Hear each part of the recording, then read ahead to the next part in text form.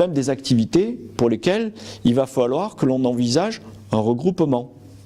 Ça avait été lancé par le gouvernement précédent, mais moi je l'avais déjà abordé quand j'étais DIRCAP, parce que pendant 10 ans j'ai officié toutes les cérémonies commémoratives.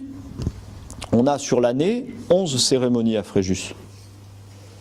C'est-à-dire qu'au-delà des cérémonies habituelles, les déportés en avril, les résistants au mois de mai, le 8 mai, le 18 juin, le 14 juillet, le 15 août pour le débarquement, la fête des morts le 2, l'armistice le 11 novembre, mal passé le 2, vous y rajoutez les camps japonais et vous rajoutez chacun des conflits qui nous ont meurtris, nous, dans notre chair à Fréjusien, puisqu'on est de tout temps une ville de camps.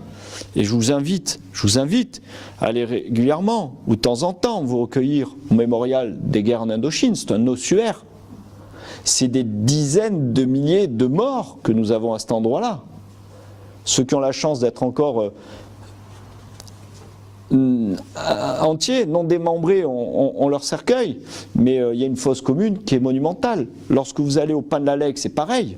Le Pan de la Lègue est un ossuaire de gars qui, là, bien avant, sont morts aussi, qui étaient des Fréjusiens, ou qu'on a rapatriés, ou dont leur dernière demeure est là. Donc, c'est ce qui fait que tout au long de l'année, on a des cérémonies. Mais quand on a une cérémonie, elle a lieu un jour férié. Elle nécessite une mise en place, et nul ne saurait vouloir renier là-dessus. C'est une mise en place, c'est des arrêtés municipaux, c'est la police municipale, c'est le fleurissement, c'est le pavoisement, c'est l'installation des mâts, etc. Or, aujourd'hui, nos anciens sont de moins en moins nombreux.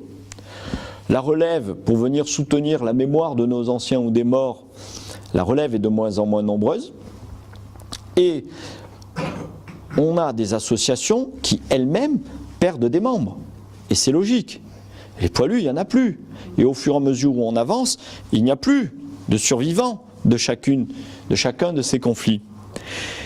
Et quand on voit les subventions qu'on donne à ces associations, j'ai peine. On leur donne 160 ou 200 € par an, c'est juste, ça couvre à peine les frais de timbre pour leurs adhérents.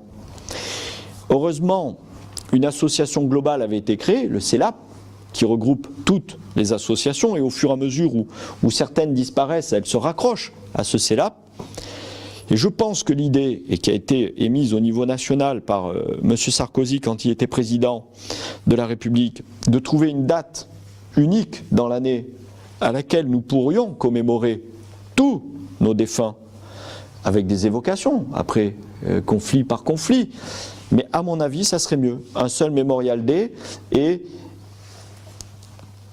lorsque nous y serons, évidemment nous ne ferons pas ça d'une manière brutale, mais nous inviterons tous ceux qui sont concernés à une réflexion commune pour que nous puissions trouver un jour dans l'année dans lequel, au lieu de faire 11 cérémonies qui perdent de leur prestige, en faire une dans laquelle on pourrait mettre le paquet et converger tous les moyens, même si elle se retrouvait de facto un peu plus longue et un peu plus lourde, mais ça permettrait d'amener beaucoup plus de monde et beaucoup plus de corps, puisqu'on est un certain nombre à se retrouver au pied du monument aux morts à chaque manifestation.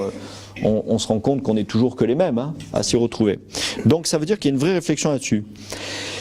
Donc au-delà de ce remaniement chez nos glorieux aînés,